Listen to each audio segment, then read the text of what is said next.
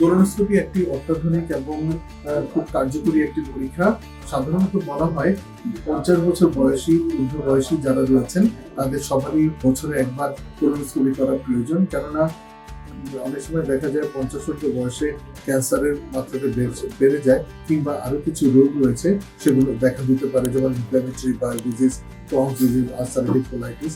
এছাড়া আমরা কোলোনোস্কোপি করে থাকি সাধারণত যাদের দেখা যায় হঠাৎ করে দেহের ওজন কমে যাচ্ছে, কিংবা দেখা যাচ্ছে কারো দেহে রক্ত স্বল্পতা দেখা দিচ্ছে, এই ধরনের ক্ষেত্রে আমরা কোলোনোস্কোপি করে থাকি। এছাড়া কারো যদি কালো পায়খানা থাকে, পায়ুপথে রক্তপাত হয়, সেক্ষেত্রে আমরা কোলোনোস্কোপি করে থাকি। এছাড়া দেখা যায় যে কারো কারো ক্ষেত্রে পায়ুপথ থেকে অনর্গল রক্তপাত হচ্ছে, পায়ুপথের ব্যথা হচ্ছে, কিংবা পায়ুপথের চতুর্দিকে কোনো ঘা, আলসার দেখা দিচ্ছে, কিংবা কোষ্ঠকাঠিন্য হচ্ছে, কোষ্ঠকাঠিন্যের জন্য পায়ুপথ ব্যথা করছে, এসব ক্ষেত্রে আমরা কোলোনোস্কোপি করে থাকি।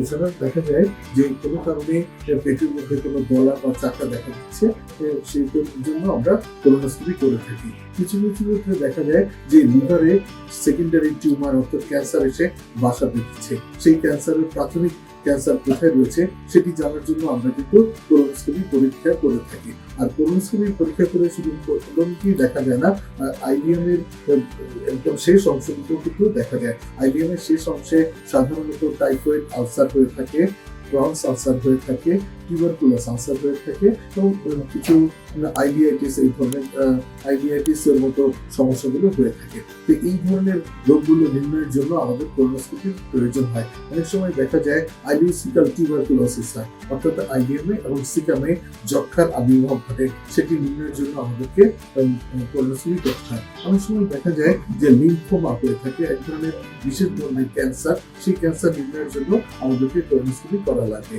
কারো কারো ক্ষেত্রে দেখা যায় পেটে প্রচন্ড ব্যথা, কিন্তু কারণ জানা যাচ্ছে না, আলট্রাসোনোগ্রাফি করে দেখা গেল যে থিকেন কোলন পাওয়া গেল, সেক্ষেত্রে কোলোনোস্কোপি করে দেখা যায় কোলন ক্যান্সার আবির্ভাব ঘটেছে। এসব ক্ষেত্রেও কিন্তু কোলোনোস্কোপির প্রয়োজন হয়। তো আমরা সামগ্রিকভাবে এই ধরনের রোগগুলোতে কোলোনোস্কোপি করে থাকি। আর কিছু ক্ষেত্রে আমরা কোলোনোস্কোপিক ইন্টারভেনশন করে থাকি, যেমন দেখা যায় যে কোথাও যদি বায়োপসির প্রয়োজন হয়, সেখান থেকে বায়োপসি নিয়ে আসার জন্য কোলোনোস্কোপি করে থাকি। আমরা কোথাও যদি রক্তপাত হয়, সেখানে ক্লিপ বসিয়ে এসে রক্তপাত বন্ধ করার জন্য কোলোনোস্কোপি করে থাকি। কিছু কিছু ক্ষেত্রে দেখা যায় যে পলিপ থাকে অনেক জায়গায়, সেই পলিপগুলো কেটে আনার জন্য আমরা কোলোনোস্কোপির মাধ্যমে সেই পলিপগুলো কাটার ব্যবস্থা করি। এছাড়া দেখা যায় যে কিছু কিছু ক্ষেত্রে বিশেষ করে সলিটারি রেকটাল আলসার কিংবা নন স্পেসিফিক হেপাটাইটিস, কোলাইটিস, এই সমস্ত ক্ষেত্রে আমরা যেটি করি সেটি হলো এপিসি, আর্গন প্লাজমা অটোকোয়াগুলেশন। এই ধরনের ক্ষেত্রে আমরা এই কোলোনোস্কোপির সাহায্য নিয়ে আমরা এই ধরনের প্রসিডিউরগুলি করে থাকি। তো সামগ্রিকভাবে দেখা যায় আমরা অনেকগুলো কাজে, বিশেষ করে ডায়াগনস্টিক এবং থেরাপিউটিক অর্থাৎ রোগ নির্ণয়ের জন্য এবং রোগের চিকিৎসার জন্য আমরা কোলোনোস্কোপিগুলি করে থাকি।